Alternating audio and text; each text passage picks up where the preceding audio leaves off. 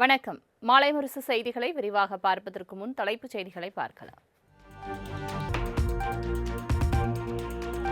அமைச்சர்கள் ஆதவ் அர்ஜுனா, ராஜ்மோகன், வினோத், தென்னரசு ஆகியோர் டெல்லி பயணம். நேபாளத்தில் சிக்கிய தமிழர்களை மீட்கும் பணியை மத்திய அரசுடன் இணைந்து ஒருங்கிணைக்கவும் கண்காணிக்கவும் முடிவு.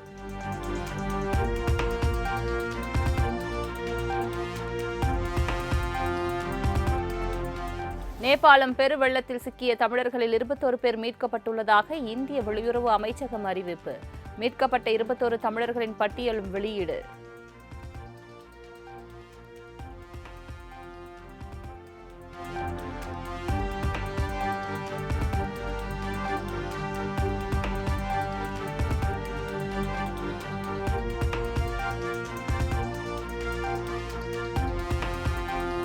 தமிழ்நாட்டிலிருந்து நேபாளம் சென்ற 2 குழுக்களின் நிலை என்னவென்று தெரியவில்லை. இந்திய வெளியுறவு அமைச்சக செய்தி தொடர்பாளர் தகவல்.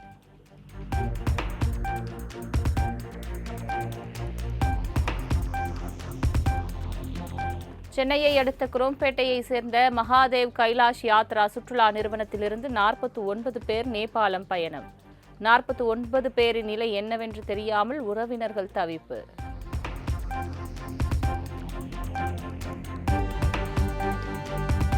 நேபாளத்தில் பெருவெள்ளத்திற்கு பின் 20 தமிழர்கள் பத்திரமாக உள்ள வீடியோ வெளியீடு. கும்பகோணத்திலிருந்து சென்ற குழுவில் தப்பிய 20 பேரும் பாதுகாப்பு படை முகாமில் தங்க வைப்பு.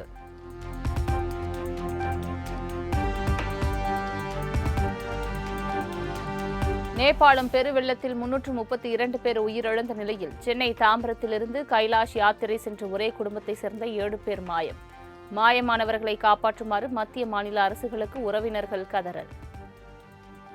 எங்க 2 அக்கா போயிருக்காங்க. மாமா, எங்க அக்கா பையன் போயிருக்கான். எங்க அக்கா பேரு, பெரிய அக்கா பேரு அமுதா, 2வது அக்கா பேரு ராஜலட்சுமி, அவங்க வீட்டுக்கார பேரு வேழவேந்தன், எங்க அக்கா பேர் கிஷோர். எங்க மாமாவுடைய அவங்க அக்காவும் வீட்டுக்காரரும் போயிருக்காங்க. அவங்க பேரு மஞ்சுளா. 7 பேரும் போயிருக்காங்க. அவங்களோட டீட்டெயில்ஸ் எதுவுமே தெரிய மாட்டேங்குது. என்ன பண்ணாங்க என்ன ஒன்றுமே தெரியல. ரொம்ப கஷ்டமா இருக்கு.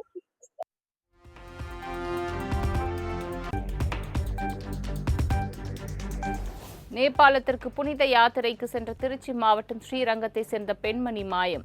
இதுவரை எந்த தகவலும் கிடைக்காததால் பெண்ணின் உறவினர்கள் கண்ணீருடன் அரசுக்கு கோரிக்கை. திருச்சி வெஸ்ட் தாசில்தார், ஆர்ஐ எல்லாம் வந்தாங்க. அது இல்லாமல் இன்டெலிஜென்ஸ் பியூரோலேருந்தும் சிபிசிஐடிலேருந்தும் வந்து கம்ப்ளீட் எல்லா தகவலும் கேட்டு தெரிஞ்சுட்டு போனாங்க. பட் எல்லோரும் சேஃபாக வரணும். இறைவன் அருளால், சிவனோட அருளால் எல்லோரும் சேஃபாக வரணும். தமிழக அரசு, மத்திய அரசு அனைவரும் சேர்ந்து அவங்க அனைவரையுமே காப்பாற்றி கொண்டு வரணும்னு நான் கேட்டுக்கிறேன்.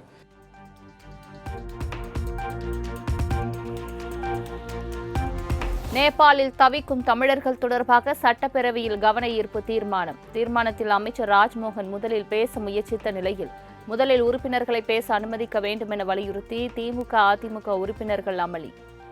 நான் சொல்றேன். உட்காருங்க.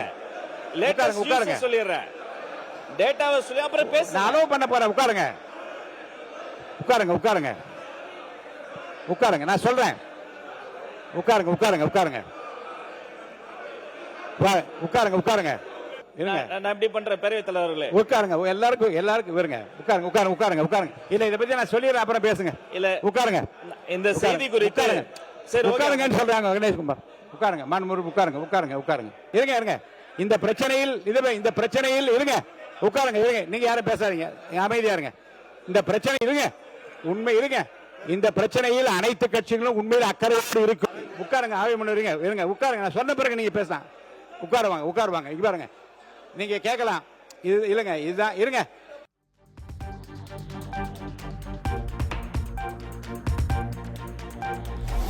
நேபாள பெருவெள்ளம் குறித்து தமிழக சட்டப்பேரவையில் கொண்டுவரப்பட்ட சிறப்பு கவன ஈர்ப்பு தீர்மானம். தமிழர்களை மீட்டு கொண்டு வர தமிழ்நாடு அரசு சார்பில் அதிகாரிகளை அனுப்பி உரிய நடவடிக்கைகளை மேற்கொள்ள வேண்டும் என எதிர்க்கட்சியினர் வலியுறுத்தல். இந்த சம்பவத்தில் எத்தனை தமிழர்கள் சிக்கியிருக்காங்க, அதில் எத்தனை பேர் நாம் மீட்டெடுத்திருக்கிறோம். தமிழ்நாடு அரசு சார்பாக நேற்று ஒரு உதவி எண், அவசர உதவி எண், ஹெல்ப்லைன் நம்பரும் நீங்கள் கொடுத்துருக்கிறீங்க. அரசு அறிவித்த அந்த ஹெல்ப்லைன் நம்பர்களுக்கு இதுவரைக்கும் எத்தனை அழைப்புகள் வந்திருக்கிறது, அந்த அழைப்புகள் தொடர்பாக என்ன மேல் நடவடிக்கைகள் எடுக்கப்பட்டிருக்கிறது. இந்த நிலைமையில் தமிழர்களை பத்திரமா மீட்டுட்டு வர்றதுக்கு தமிழக அரசு சார்பாக ஒரு சிறப்பு அதிகாரியை, ஒரு ஸ்பெஷல் ஆஃபீஸரை இந்த அரசு நியமிச்சிருக்கிறதா? அவங்க நேபாள் போறதற்கான திட்டங்கள் எதுவும் இருக்கிறதா?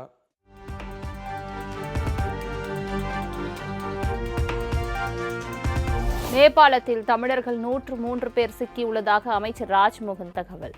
34 பேரின் விவரங்களை பெற முடியவில்லை என்றும் சட்டப்பேரவையில் தகவல்.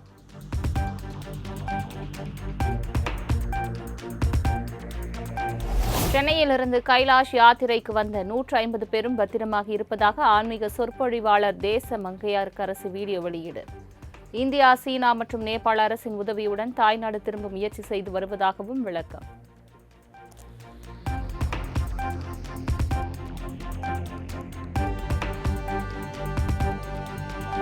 நேபாளத்திற்கு ஈஷா யோகா மையம் மூலம் சென்ற 80 பேரை தொடர்பு கொள்ள முடியவில்லை என கண்கலங்கிய ஜக்கி வாசுதேவ.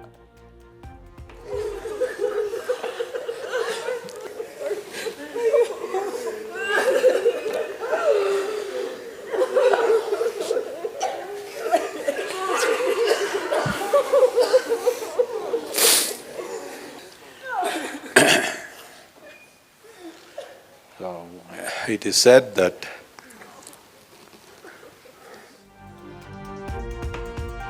மீட்பு பணியில் தங்களையும் அனுமதிக்குமாறு நேபாள அரசுக்கு கோரிக்கை. so we are doing everything possible. We are still looking if we can.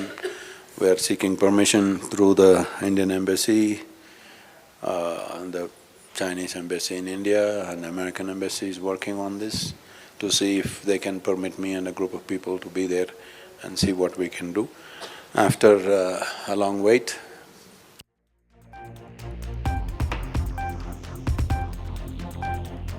முதியவர்கள், கர்ப்பிணிகளுக்கு H1N1 பன்றிக் காய்ச்சல் தடுப்பூசி போடப்படுமா என சட்டமன்ற உறுப்பினர் லட்சுமணன் கேள்வி. so we are doing everything.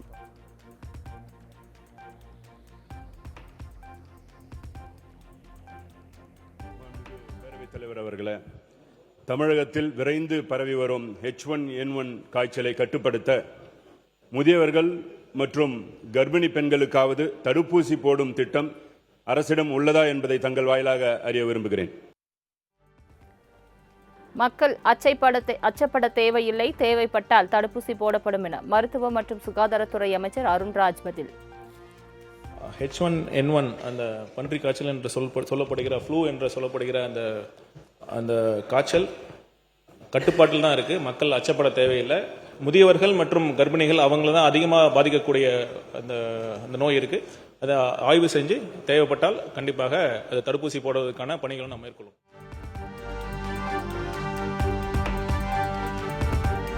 அனைத்து சாதியினரும் அர்ச்சகராகலாம் திட்டம் குறித்து சட்டப்பேரவையில் காரசார விவாதம்.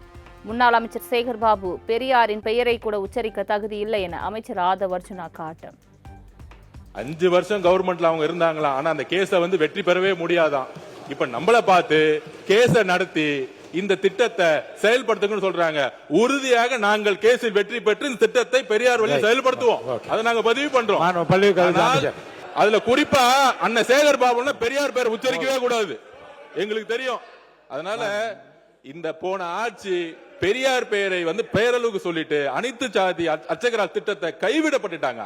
5 வருஷம் சுப்ரீம் கோர்ட்ல ஜெயிக்கவே இல்லை இந்த கேஸ்ல. ஜஸ்ட் எல்லாமே பேப்பர்ல தான் இருக்கு. எந்த திட்டமா இருந்தாலும் பேப்பர்ல தான் இருக்கு. அப்படிங்கறத நான் பதிப்பிட்டேன். அதுக்கு ஒரு மக்களுக்கு முன்னுதாரணம் இந்த திட்டம் தான்.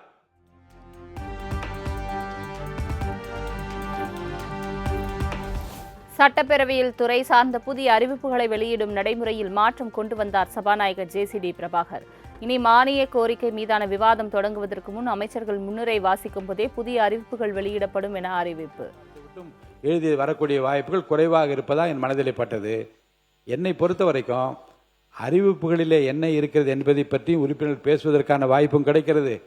இந்த புதிய அறிவிப்பில் என் ஊர் ஏன் விட்டுவிட்டது என்றும் கேட்கலாம். உதாரணத்துக்கு மீன்வளத்துறையிலே இந்த நாகப்பட்டினத்தை செய்திருப்பதை என் தொகுதியில் ஏன் தரவில்லை என்று கடலூரை சேர்ந்தவரும் கேட்கிற வாய்ப்பும் வரும். புதிய அறிவிப்புகளை பார்த்து படித்து விட்ட பிறகு எல்லா உறுப்பினரும் பேசி முடிந்த பிறகு அவர் பதிலுரை சொல்லுகிற போது அறிவிப்புகளில் இருக்கிற விஷயங்களை பற்றி உறுப்பினர்கள் பேசக்கூடிய வாய்ப்பை இழந்து விடுகின்ற காரணத்தினாலே அறிவிப்புகளை முதலில் வெளியிட்டு பேசுவதுதான் பொருத்தம் என்று நான் கருதுகின்றேன். அதன்படி நடைமுறை தொடரட்டும். மாண்புமிகு அமைச்சர்.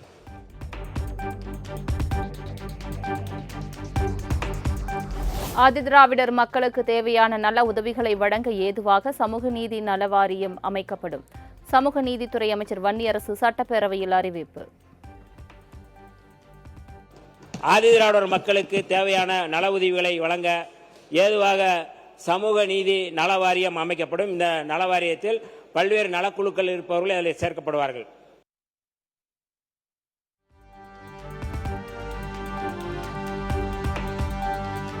சட்டப்பேரவையில் ஆதவ் பேச ஆரம்பித்தாலே சண்டைதான் வருவதாக பிரேமலதா விஜயகாந்த் பேச்சு. இதே சட்டப்பேரவையில் விஜயகாந்த் எப்படியெல்லாம் குரல் கொடுத்தார் என்று எங்களுக்கு தெரியும் என அமைச்சர் ஆதவ் அர்ஜுனா பதிலடி. எங்களுக்கும் பிரச்சனை கிடையாது. நான் பிரேமலதா விஜயகாந்த் மேடம், நாங்களும் எங்களுக்கும் விஜயகாந்த் சார் ரொம்ப பிடிக்கும். இதே சட்டசபையில என்ன மாதிரி குரல் கொடுத்தாரு எங்களுக்கும் தெரியும். ரவுத்திரம் பழகுன்னு பாரதி சொல்லியிருக்காரு, ஒரு தவறோ ஒரு உண்மை இல்லைன்னா மட்டும்தான் நாங்க எந்திரிக்கிறோம்.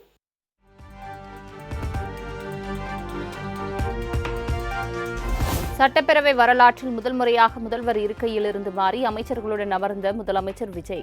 அமைச்சர் அருண்ராஜ் அமர்ந்திருக்கும் இருக்கையில் அமர்ந்தபடி அமைச்சர்கள் செங்கோட்டையன் ஆதவ் அர்ஜுனாவுடன் உரையாடினார். மாண்புமிகு பேரவைத் தலைவர் வலிமை எங்களுக்கு தெரியும்.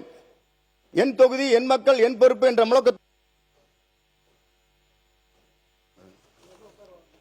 சிறந்ததாக அமையும். இதற்கு தமிழக அரசு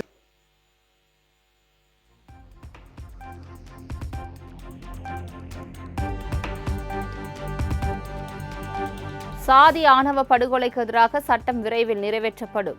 சட்டப்பேரவையில் சமூக நீதித்துறை அமைச்சர் வன்னியரசு அறிவிப்பு. ஆணவ படுகொலைகளை தடுத்து நிறுத்துவதற்கு சிறப்பு சட்டம் இயற்றப்படும் என்று இந்த அவையில நாங்கள் திறந்த மனதோடு மாண்புமிகு முதல்வர் அவருடைய வழிகாட்டுதல் அடிப்படையில் இந்த சட்டம் நிறைவேற்றப்படும் என்று நான் அறிவிக்கின்றோம். மேகமலை விவகாரத்தில் தமிழ்நாடு அரசு உச்சநீதிமன்றத்தில் சீராய்வு மனு தாக்கல் செய்துள்ளது. சட்டப்பேரவையில் மானிய கோரிக்கை மீதான விவாதத்தில் பேசிய அமைச்சர் வன்னியரசு தகவல். சீராய்வு மனு செய்திருக்கிறதா என்று கேட்டார்கள். இந்த துறை எங்களுடைய துறை சீராய்வு மனு செய்திருக்கிறது என்கிற செய்தியும் நான் சொல்ல கடமைப்பட்டேன். போகிற போக்கில் வன்னியர்களுக்கு 10.5% இடஒதுக்கீடு அறிவித்தாக சொல்லி கொச்சைப்படுத்த வேண்டாம் என ஏவா வேலுவுக்கு அதிமுக எம்எல்ஏ சி வி சண்முகம் பதிலடி. வன்னியர் இடஒதுக்கீட்டை எதிர்த்து வழக்கு தொடுத்ததை திமுக தலைவர் ஸ்டாலினின் மைத்துனர் தான் எனவும் காட்டும். அம்பாசமுக கமிஷனுடைய ஆய்வின் அடிப்படையிலே ஜனார்த்தனம் அறிக்கையை கொடுக்கிறார். 10.5% இடஒதுக்கீடை கொடுக்கலாம் என்று கொடுக்கிறார். அதன் அடிப்படையிலே அரசாங்கம் அரசாணை பிறப்பிக்கிறது.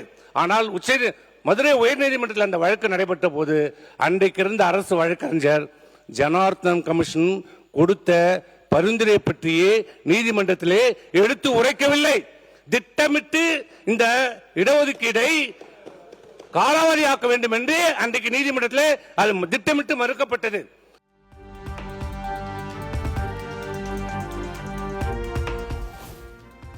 பட்டியலினத்தவர்கள் மட்டுமே போட்டியிட ஒதுக்கப்பட்டுள்ள தனி தொகுதிகளை தனி தொகுதி என குறிப்பிடாமல் அவற்றை சிறப்பு அல்லது உரிமை தொகுதிகள் என குறிப்பிட வேண்டும். தமிழில் ஒரு சொல் கொள்ளும், மறு சொல் வெல்லும் என சட்டப்பேரவையில் குடியாத்தம் தொகுதி எம்எல்ஏ சிந்து பேச்சு. பட்டியலின மக்களுக்கான இது சிறப்பு உரிமை வழங்கப்பட்டிருக்கிறதுனால ஸ்பெஷல் கான்ஸ்டியூன்சி, அதனால தனி என்ற சொல்லை நீக்கி சிறப்பு அல்லது உரிமை என மாற்றி கொடுக்கும்படி பணிவன்புடன் கேட்டுக்கொள்கிறேன். ஏனென்றால் தமிழில் ஒரு சொல் வெல்லும், ஒரு சொல் கொள்ளும். நன்றி. அவர் சொன்ன அந்த யோசனை கூட மாண்புமிகு முதல்வருடைய கவனத்துக்கும் அரசினுடைய கவனத்துக்கும் கொண்டு செல்லலாம். நல்ல முடிவு எடுக்கப்படலாம். பிரச்சாரத்திற்கு குழந்தைகளை பயன்படுத்தியதாக கூறி தனது வெற்றியை செல்லாது என அறிவிக்க முடியாது. தேர்தல் வழக்கை நிராகரிக்க கோரிய வழக்கில் முதலமைச்சர் விஜய் வாதம்.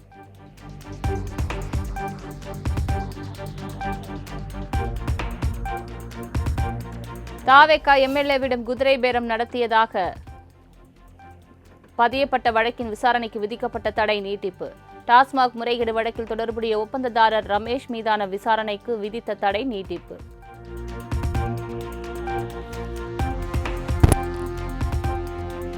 தமிழகம் முழுவதும் சார் பதிவாளர் அலுவலகம், வட்டார வளர்ச்சி அலுவலகம் உள்ளிட்ட அரசு அலுவலகங்களில் லஞ்ச ஒழிப்புத்துறை அதிகாரிகள் சோதனை.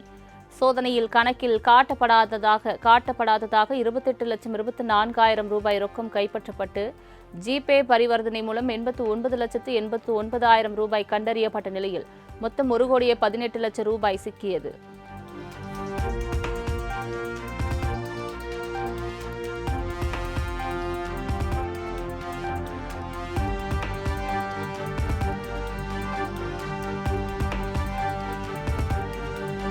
பாஜக மாநில தலைவர் நயினார் நாகேந்திரனுடன் திமுக தலைவர் மு க ஸ்டாலின் சந்திப்பு. ஆலங்குளம் எம்எல்ஏ மனோஜ் பாண்டியன் இல்ல திருமண விழாவில் மு க ஸ்டாலினும் நயினார் நாகேந்திரனும் கைகுலுக்கி நலம் விசாரித்தனர்.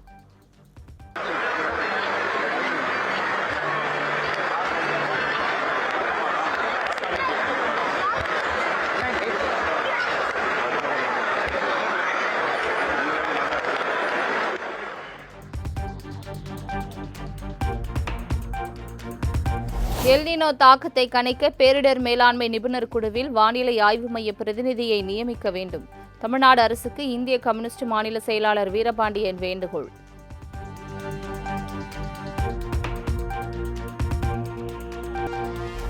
இன்று முதல் நடைபெற இருந்த டாஸ்மாக் ஊழியர்கள் வேலைநிறுத்த போராட்டம் ஒத்திவைப்பு. அமைச்சருடன் நேற்று மாலை நடைபெற்ற பேச்சுவார்த்தையில் உடன்பாடு.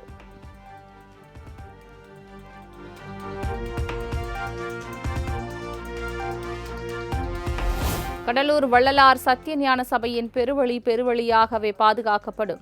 இந்து சமய அறநிலையத்துறை சென்னை உயர்நீதிமன்றத்தில் உத்தரவாதம்.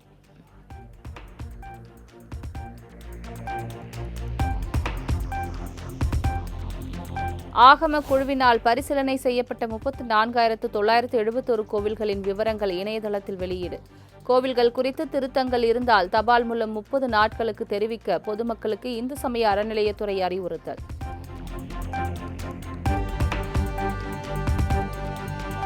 ஆவணி மாத பௌர்ணமியையொட்டி லட்சக்கணக்கான பக்தர்கள் 14 கிலோமீட்டர் கிரிவலம். ஆந்திரா, தெலுங்கானா, கர்நாடகா உள்ளிட்ட வெளி மாநிலங்களிலிருந்தும் பக்தர்கள் பங்கேற்பு.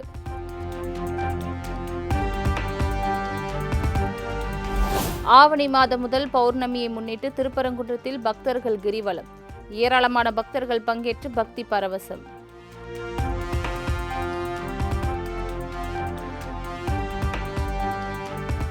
செப்டம்பர் 1ஆம் தேதி முதல் திருவேற்காடு தேவி கருமாரியம்மன் கோவிலுக்குள் செல்போன்கள் கொண்டு செல்ல தடை. கைபேசி பாதுகாப்பு மையத்தில் 5 ரூபாய் செலுத்தி டோக்கன் பெற்றுக்கொண்டு செல்போன்களை வைக்க ஏற்பாடு.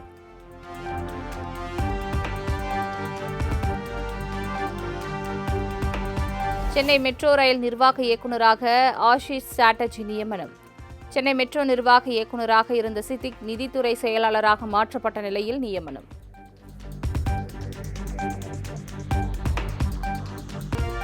இலங்கை, இந்தியா இடையேயான 2வது டெஸ்ட் போட்டி டிராவில் முடிந்தது. முதல் போட்டியில் வெற்றி பெற்றிருந்த இந்திய அணி 1-0 என்ற கணக்கில் டெஸ்ட் தொடரை கைப்பற்றியது.